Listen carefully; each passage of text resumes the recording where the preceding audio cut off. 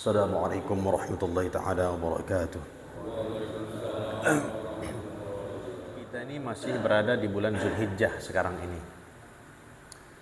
Dan alhamdulillah para jamaah haji kita telah pulanglah ke Indonesia dengan beberapa kloter.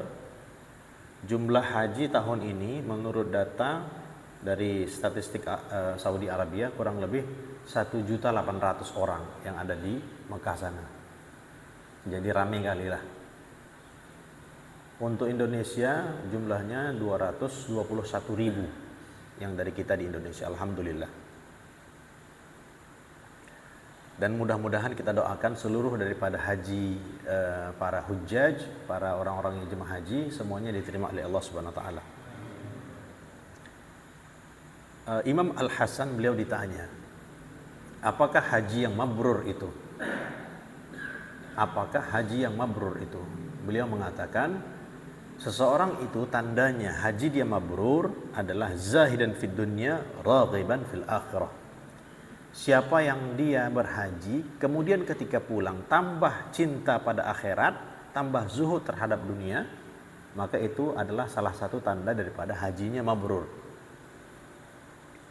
Jadi kalau ceritanya ada yang hajinya tidak mabrur, untuk amalan per orangnya, kan bermacam-macam orang tuh berhaji itu. Macam-macam lah, kita pun lihat berita-berita kadang-kadang ada yang ke sana pun membeli emas sampai 500 juta dan berapalah begitu kan, macam-macam lah orang berhaji itu. Namun berkah jemaah itu, kita sholat jemaah nih, ada juga di antara kita yang memang full kadang-kadang tidak khusyuk. Ada yang betul-betul khusyuk, ada yang setengah-setengah khusyuk, tiba-tiba selesai sholat dan sebagainya. Begitu juga dengan orang yang berhaji. Ada yang memang haji memang mau melihat di sana, ada yang memang khusyuk betul. Ada namanya Syekh Ali Al-Muwaffaq. Jadi orang dulu tuh memang mereka itu kedekatan dengan Allah Subhanahu wa taala itu tinggi, dekat. Sebagaimana Nabi SAW, beliau pernah melihat malaikat ngobrol. Melihat malaikat ngobrol. Kenapa Tuhan ini? Dia sakit nih. Ada yang santet. Nabi SAW pernah disantet dan beliau tak bisa bergerak. Nah itu beliau menyaksikan dua malaikat sedang berbincang. Nah ada yang Allah SWT berikan kemampuan seperti itu juga, walaupun di dalam mimpi. Dia melihat malaikat itu berbincang-bincang dua-dua nih. Malaikat satu berkata pada malaikat yang satunya, berapa orang yang haji tahun ini? Kata si satu malaikat ini. Dia katakan, jumlah haji tahun ini 600.000 orang zaman dulu. 600.000 orang. Terus dia katakan lagi, berapa orang yang diterima daripada 600.000 orang tadi hajinya? Malaikat satu lagi menjawab, yang diterima cuma 6. Berapa Pak? Yang diterima cuma 6 saja, hanya 6. Malaikat tadi, dua malaikat tadi pun naik lagi ke atas. Ketika Syekh Ali Al-Muwaffaq tadi, beliau pun melaksanakan hajinya, karena pada waktu itu masih proses haji, wukuf dan arafah dan sebagainya selesai. Maka dilihat lagi, ada lagi malaikat. Mereka pun berbincang-bincang kembali. Dari yang seluruh 600.000 orang ini, tadi kan 6, yang diterima hanya 6. Macam mana keadaan mereka sekarang? Keadaan mereka sekarang, seluruh haji mereka diterima oleh Allah Subhanahu wa taala. Mengapa? Disebabkan oleh 6 orang. Artinya apa? Ini barokahnya berjamaah. Maka kalau boleh tetap kita istiqomah, sholat berjamaah, zikir berjamaah, buat majelis-majelis di masjid kita ini berjamaah. Dan kita akan dekat dengan bulan Muharram. Nah, silakan nanti dibuat program ketika nanti 10 Muharram. Hadirin rahmati Allah Subhanahu wa taala, ada juga namanya Syekh Al-Munkadir. Jadi orang-orang saleh itu ada. Beliau berhaji 33 kali. Syekh Al-Munkadir ini beliau berhaji 33 kali. Setelah selesai 33 kali hajinya, Maka dia mengatakan pada Allah, "Ya Allah, aku telah berhaji 33 kali." Dihitungnya. Karena kan haji itu adalah ketika di Arafah. Al-Hajju Arafah. Siapa yang dia berhaji, berangkat dia dari Indonesia, keluar duit puluhan juta, sampai di sana dia tidak ikut Arafah, maka tidak dinamakan haji.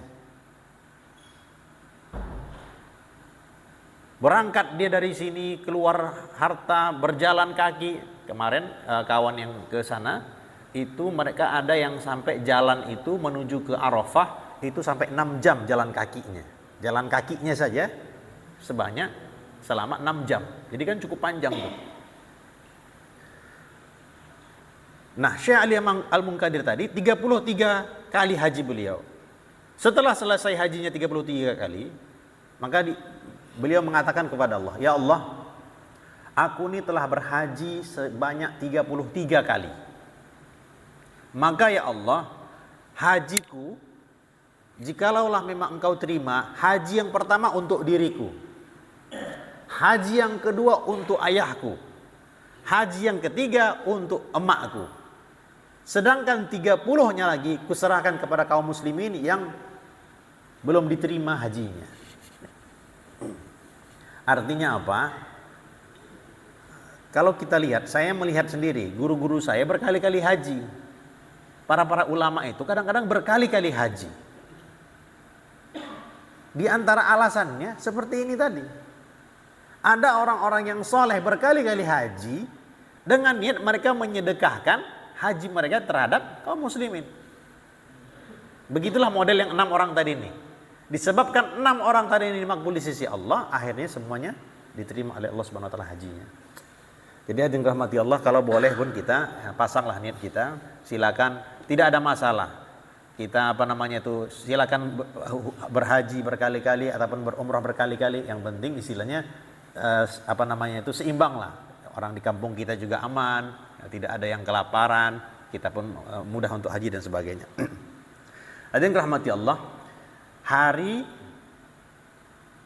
apa? 17, 18, 19, tanggal 19 nanti itu sudah masuk, insya Allah nanti bulan Muharram.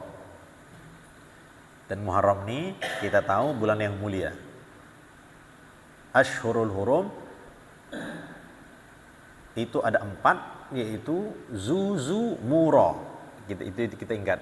Zuzumura, Zulqa'dah, Zulhijjah, Muharram dengan Rajab. 4 bulan ini. Maka karena 4 bulan ini bulan yang mulia, banyak amalan-amalan terbaik yang dianjurkan, bahkan disunnahkan kita untuk melaksanakannya ketika bulan Muharram. Paling afdal silakan kita berpuasa. Afdalus siyam ba'da Ramadan syahrullahil Muharram. Sebaik-baiknya puasa setelah Ramadan adalah puasa Muharram. Bulan Muharram nanti, kalau boleh, silakanlah sebanyak-banyaknya puasa di bulan Muharram. Kuat sebulan, kuat beberapa hari. Syekh Ibnu Qayyim mengatakan 3 hari ini kalau boleh jangan ditinggalkan. 9, 10, 11. 3 nih. 9 Muharram yang dinamakan Tasu'a, 10 Muharram Asyura, dengan 11. Mengapa dianjurkan 3 hari kata beliau? Sebab kadang-kadang tanggal ini tersilap-silap istilahnya.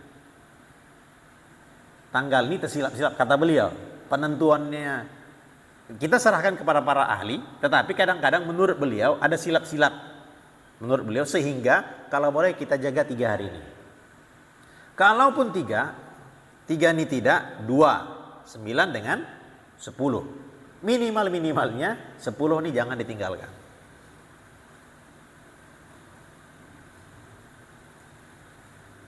Orang Yahudi saja merayakan hari Asyura ini, apatah lagi kita. Kalau boleh pun kita berpuasa.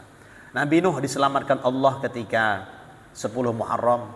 Nabi Daud pun diberikan Allah begitu juga keselamatan. Nabi Adam diterima taubatnya 10 Muharram. Jadi banyak kemuliaan-kemuliaan para nabi, termasuk Nabi Musa diselamatkan Allah ketika 10 Muharram. Hadirin rahmati Allah Subhanahu wa taala, di antara amalan-amalan yang paling utama nanti, perhatikan anak yatim. Kalau boleh dibuat program, silakan buat program anak yatim nanti 10 Muharram. 10 Muharram itu tanggal, sebentar saya cek. Kalau yang tadi 1 Muharram tadi ya, 1 Muharram itu tanggal 19. Kalau berarti tanggal 28. Nanti tinggal kita lihat nanti ya keputusan isbat kan, atau biasanya isbat pemerintah ada. 10 Muharram itu kurang lebih tanggal 28 Juli. Itu 10 Muharramnya. 10 Muharramnya 10 Juli. Perhatikan, kalau kita kan disunahkan, di antara yang disunahkan ketika 10 Muharram itu kan kita makan-makan enak. Siapa yang keluarganya ada di rumah ya, silakan makan-makan enak pada tanggal 10 Muharram. Man wassa'a ala iyalihi, siapa yang dia meluaskan rezeki untuk keluarganya, makan enak lah. Biasanya tak makan steak, sekali-sekali makan steak. Tak biasa mungkin makan seafood, makanlah seafood pada waktu 10 Muharram ini. Wassa'allahu, maka Allah Subhanahu wa taala akan meluaskan rezekinya fi sanatihi kulliha, seluruh tahun. 1 tahun itu insya Allah rezekinya mudah. Itu pegang betul-betul amalannya. Pada waktu 10 Muharram makan enak, lebihkan belanja untuk keluarga. Kapan itu? Pada waktu tanggal 9 Muharramnya itu maghribnya. Tanggal 9 kan Tasu'a tuh, kan kita yang berpuasa buka puasa tuh. Nah, buka puasanya tuh makan enak tanggal 9-nya maghribnya itu. Jadi silakan makan enak, kalaupun misalnya malam entah mungkin ada jajan-jajan, silakan jajan. Intinya pada waktu 9 Zulhijjah kan perubahan tanggal kan maghrib. Nah, di situ kita perhatikan. Tanggal 9 Muharram kita puasa, buka puasanya itu makan yang enak dengan keluarga. Kalaupun untuk anak-anak kita tanggal 10 Muharram itu pagi-pagi orang tuh silakan makan yang enak juga. Kita kan berpuasa 10 Muharram. Nah, orang tuh silakan makan yang enak, anak-anak kecil tuh. Amalan ini sudah dicoba oleh para ulama, termasuk Imam Sufyan. Beliau mengatakan 50 tahun ataupun kurang lebih 60 tahun aku coba amalan ini. 10 Muharram itu aku berikan keluasan rezeki bagi keluargaku, aku pun luas rezekiku selama 50 tahun ataupun 60 tahun ini, kata beliau. Jadi kita perhatikan tanggal 10 Muharram itu. Kemudian perhatikan juga anak-anak yatim. Kalau ada anak-anak yatim silakan dikumpulkan, ataupun kalau mau buat acara di masjid silakan. Ataupun kalau kita sendiri kira-kira tahu kita ada anak yatim di sekitar rumah kita, datangi. Silakan kalau untuk memberikan uang silakan, tapi juga perhatikan pendidikannya. Kebiasaannya orang-orang yang dia di bawah garis sederhana ya, itu mereka pendidikannya kurang. Kita di Indonesia ini bukan kita bodoh, tidak. Kita di sini hanya kurang terdidik. Kita kurang pendidikan, banyak yang kurang pendidikan. Pemikiran kita dan sistem pendidikan dan sebagainya itu masih perlu banyak lagi kita tingkatkan. Kita tidak bodoh. Orang Indonesia banyak hebat di luar negeri. Banyak kali hebat. Di Jeddah lah, di Jerman lah, itu orang-orang Indonesia. Di Hong Kong pun banyak kali orang-orang Indonesia yang pintar-pintar, profesional. Jadi kita tidak bodoh, tetapi kadang-kadang kita perlu untuk pendidikan. Maka kalau kita ada rezeki lebih, silakan perhatikan nanti uang sekolah orang tua misalnya. Kalau memang sekolahnya tidak di negeri, ataupun peralatan sekolahnya, perhatikan peralatan sekolahnya. Ataupun kalau kita memang ada rezeki, leskan orang tuh. Mau istilahnya les mengaji silakan, ataupun les bahasa Inggris silakan. Semuanya jihad fisabilillah. Niat kita supaya anak tuh kalau boleh dia meningkat. Kadang-kadang istilahnya bisa kita sepakat, kadang 3 orang, aku 50.000, 50.000, 50.000. Ini ada anak yatim, kita bantu dia untuk pendidikannya. Kita bantu dia, walaupun 50.000, walaupun 20.000, 5 orang berkumpul misalnya, ini anak yatim, kita perhatikan. kekurangan kita di Indonesia ini, pendidikan kita sangat-sangat perlu untuk ditingkatkan.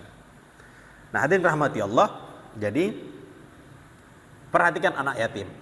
Kalau bisa datangi rumah orang tuh datangi. Ketika kita memberikan santunan itu, pegang kepalanya. Cara megang kepalanya, depan dan belakang. Depan dan belakang. Supaya rambut-rambut ini seluruhnya kita sentuh. Depan dan belakang. Dan anak yatim, siapa yang dinamakan anak yatim? Anak yatim itu sebelum baligh, ya, sebelum dia baligh. Kecil lagi masih. Jadi tidak besar, sebelum baligh, oke ya. Kemudian nanti kita disunahkan, ya, nanti bersedekah yang banyak. Sering nih, setiap tahun saya ulang-ulang ceritanya ini juga. Seorang fakir miskin orang tuh. Ini miskin, betul-betul miskin ya. Mudah-mudahan lah istilahnya orang-orang di sekitar kita memang istilahnya mereka memang kalau memang miskin betul. Kadang-kadang ada yang meminta-minta itu, ya macam-macam lah hal mereka. Ada orang miskin, dia datang kepada tuan kadi, hakim. Si hakim tadi dimintai pertolongan, Tuan, berikanlah saya, karena dia punya anak juga di rumah. Berikanlah saya beberapa keping roti, berikanlah saya beberapa keping daging, sikit-sikit, dan berikanlah saya uang 2 dirham. 2 dirham sedikit sekali. Dia hanya minta itu. Karena orang yang dia sangat berhajat kepada makanan, dia boleh meminta, karena dia tak bisa mengusahakan apa-apa. Datanglah dia pada tuan kadi tadi. Si tuan kadi tadi, hakim tadi menjanjikan, ya udah nanti datang ya, waktu zuhur nanti datang jumpai aku. Namanya si miskin tadi, datanglah dia kepada si tuan kadi. Si tuan kadi katakan, tak sempat aku, nantilah ya waktu asar. Namanya biasa nih, kadang orang-orang sibuk begitu. Zuhur dia datang si miskin, kata si tuan kadi, nanti aja lah asar ya. Datang lagi dia asar. Si tuan kadi tadi mungkin lupa entah cemana, tak jadilah dikasih. Janji si tuan kadi tadi mau ngasih, tapi tak jadi dikasih. Padahal si miskin tadi sangat berhajat kepada yang dimintanya. Sakit hatilah istilahnya, susah hatinya. Kok beginilah istilahnya. Kita kalau istilahnya ditipu, macam mana lah kan kira-kira. Apalagi kita berharap banyak kepada dia. Makanya memang kuncinya jangan sampai berharap banyak terhadap makhluk, tak boleh. Sama juga kita berharap kepada pasangan kita nih, kita kan laki-laki nih. Kita sangat berharap kepada istri kita, kalau boleh dia begini A, B, C, D, D. Kita harapkan begitu, tak bisa. Karena memang laki-laki dan perempuan dia lain jenisnya. Pasti dia berbeda dengan kita. Tanda dia jodoh kita, dia berbeda dengan kita. Karena dia berbeda, tak mungkin kita mengharapkan seluruh daripada keinginan kita dapatkan daripada pasangan, tak bisa. Pasti ada kekurangan-kekurangan. Makanya memang pernikahan itu adalah untuk menyempurnakan kekurangan, bukan untuk menikmati keindahan. Hadirin rahmatullah subhanahu wa ta'ala, sakit hatilah si miskin tadi. Pulang dia, lewat dia di rumah orang Nasrani. Namanya susah, siapapun diminta tolong. Didatanginya Nasrani tadi. Ini kita hati-hati tuh ya, banyak yang seperti itu. Termasuk dulu di Kediri. Di Kediri banyak sekali pondok-pondok pesantren kiai-kiai besar. Namun karena ada daerah yang tidak terjamah oleh dakwah, orang langsung dari Vatikan Roma yang ke sana, di gunung, di atas gunung di Kediri. Jadi orang tuh yang menggarap, sehingga yang kita dengar cerita Indomie udah berubah agama, kasih duit 50.000 berubah agama, nah itu modelnya. Si laki-laki miskin tadi datang kepada orang Nasrani, Tuan, dengan barokahnya hari ini, tolonglah saya Tuan, berikanlah saya beberapa keping roti, daging, dan uang dirham 2 dirham saja. Si Nasrani tanya, apa rupanya hari ini? Hari ini Tuan, ini 10 Muharram. Dulu Allah subhanahu wa ta'ala menyelamatkan Nabi Musa daripada kejaran Fir'aun, menerima taubatnya Nabi Adam. menyelamatkan Nabi Nuh dengan jamaahnya dan sebagainya. Iya katanya. Nasrani itu kan agama samawi. Ada 3 agama samawi, agama dari langit: Islam, Yahudi, Nasrani. Namun tidak diterima kecuali Islam sekarang ini yang dibawa oleh Nabi Muhammad SAW. Tapi zaman dulu orang Nasrani tetap beriman kepada Allah, sehingga kan ada hukumnya. Laki-laki Muslim boleh menikah dengan wanita kitabiyah, Nasrani ataupun Yahudi. Tapi kalau sekarang tak bisa lagi. Fatwa MUI kita tak boleh lagi nikah dengan Nasrani ataupun Yahudi. Tak boleh lagi. Fatwa MUI kita tak boleh.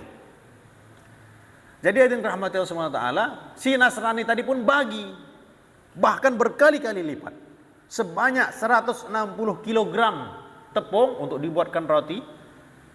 Duit pun berkali-kali lipat, seratusan ribu, banyaklah istilahnya uangnya itu. Diberikan kepada si miskin tadi. Bersyukur sekali si miskin tadi. Dia pun pulang. Malamnya si Tuan Kadi mimpi. Melihat 2 istana. 2 istana. Satu istana terbuat daripada emas dan perak. Indah betul. Satu istana lagi itu terbuat daripada berlian warna merah. Yakut. Batu safir yang mahal. Yang bisa melihat dari dalam keluarnya. Rumah mewah nih, batu-batu mantap, mahal. Dilihatnya dalam mimpinya itu, si Tuan Kadi tadi. Rumah siapa nih? Ini sebetulnya adalah rumah kamu. Kalau kamu mengayomi si miskin. Tapi sekarang rumah ini bukan punya kamu. Rumah ini adalah punya si Nasrani. Terkejut dia, bangun. Begitu bangun si Tuan Kadi, pening kepalanya. Baru teringat dia, miskin kemarin tuh yang ada minta tolong sama dia, baru teringat. Diperintahkannya cari si miskin tadi, cari siapa Nasrani tadi. Cari, dapat. Didatangi si Nasrani. Kamu apa yang kamu buat kemarin kepada si miskin? Ada orang miskin datang kemarin ke sini, datang, ada. Dia begini. Sudah, seluruh daripada yang kau keluarkan, yang 160 tadi kilogram dan sebagainya, uang-uang macam itu semua ku ganti. 100.000 lebih ku kasih kepada kamu, kau ganti itu, ya, kau berikan kepadaku.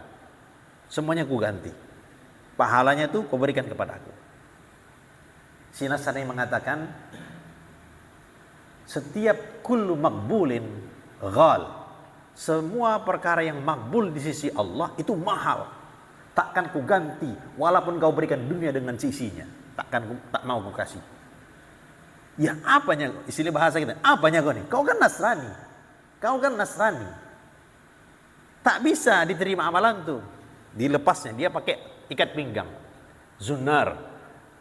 Jadi ada pakaian khas dulu orang Nasrani. Dilepasnya pakaiannya, dilepaskannya tali pinggangnya. Tali pinggang kenasraniannya. Dilepaskannya, saksikanlah sekarang, asyhadu an la ilaha illallah wa asyhadu anna Muhammad Rasulullah.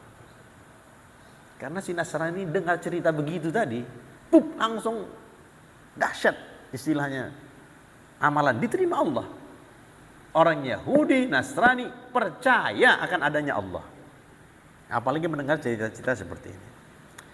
Maka hadirin rahmati Allah, bulan Muharram, khususnya 10 Muharram, itu bulan berkah. Bulan banyak fadilah-fadilah, amalan-amalan yang diterima oleh Allah Subhanahu wa taala. Jangan kita berpikiran terbalik. Bulan Suro adalah bulan mara bahaya. Sehingga laut pantai selatan, sesajen, buat sesajen orang tuh pergilah ke pinggir laut, buat sesajen untuk Nyi Roro Kidul katanya. Nyi Roro Kidul supaya kita terhindar daripada mara bahaya. Sebagaimana dulu di Mesir mengorbankan anak yang perawan. Nah, itu tak ada. Kalau kita berikan, kalau sesajen itu kan bahasa sesajian sebetulnya, sesajian. Kalau misalnya, ini para wali songo kita itu dakwahnya dahsyat. Kalau misalnya buat makanan-makanan dan dia memberikan ke laut dengan niat memberikan makan terhadap binatang-binatang yang di laut, nggak ada masalah. Buat makanan dilemparkannya ke laut dengan niat memberikan makanan-makanan kepada binatang di laut, nggak ada masalah karena dimakan ikan-ikan. Tapi niatnya Nyi Roro Kidul tadi, ini yang masalah. Maka yang dirahmati Allah, ini ada kurang lebih amalan-amalan di ketika itu Muharram, ini ada 12 amalan. Ya, banyak sekali amalan-amalannya. Nanti kita berusahalah kalau boleh kita usahakan dibuat. Pertama sholat sunnah. Nanti sholat sunnah ketika malam Muharram. Kemudian sodakoh, memberikan nafkah yang lebih, mandi, termasuk juga berziarah kepada orang alim. Ya, silakan nanti berziarah kepada orang alim 10 Muharram, mengunjungi orang sakit.